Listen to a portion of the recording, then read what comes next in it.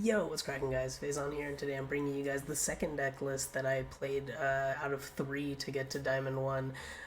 This was going to be CYBERSE Eldlich. I've been tinkering a lot with how to deal with the conch being limited to 1, and this is obviously going to be one of the better ways to play the deck now. And let me just say, this deck is incredibly competitive considering it's actually not even finished. I basically threw this together but didn't have enough dust to afford the entirety of the deck.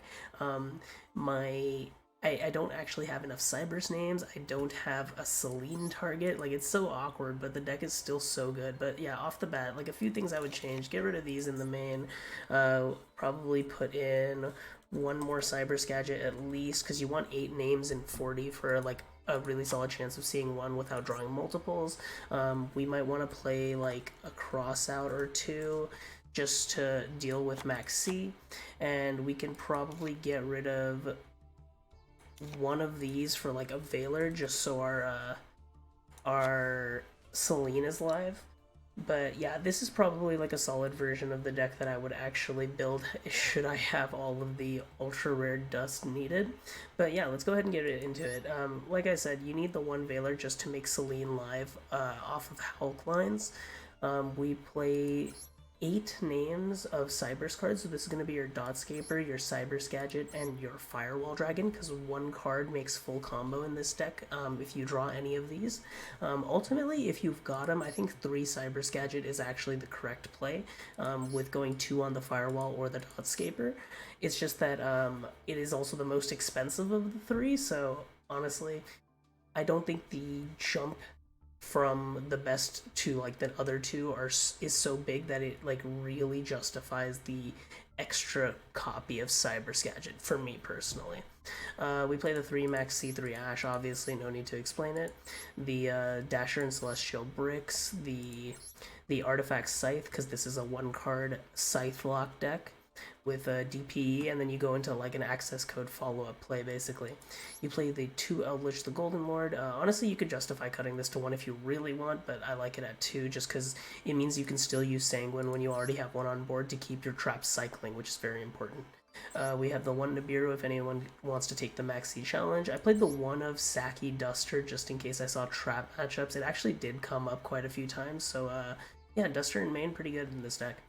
The 2 Fusion Destiny, the 2 Cursed Outland, 2 Called By, and as I said, probably 2 Crossout instead of Droll. Droll in main was like pretty okay. The problem with Droll right now is that like it's ultimately like very awkward against Sword Soul, just because if they open their normal summon Moe and you only have Droll, it like actually does nothing. So yeah, I don't love Droll for the format. Just the 1 Droplet, because this kind of serves a similar function as the Veiler and Imperm, so you have 4 forms of monster effect negation, but I wanted to diversify which ones we play if we play Crossout. We played the 2 Imperm, 3 Scarlet, 2 Hawk, and 1 Conquistador. So we're maxing out on all of the Eldlich cards you actually would even want to play. And as I mentioned, this is like a 1-card Scythe lock deck.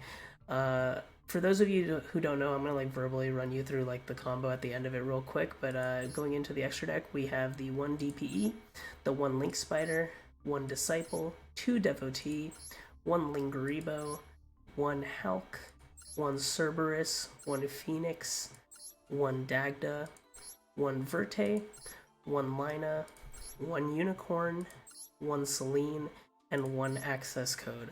A couple changes that I would make, probably cut the Cerberus for Dark the Dark Charmer when he releases.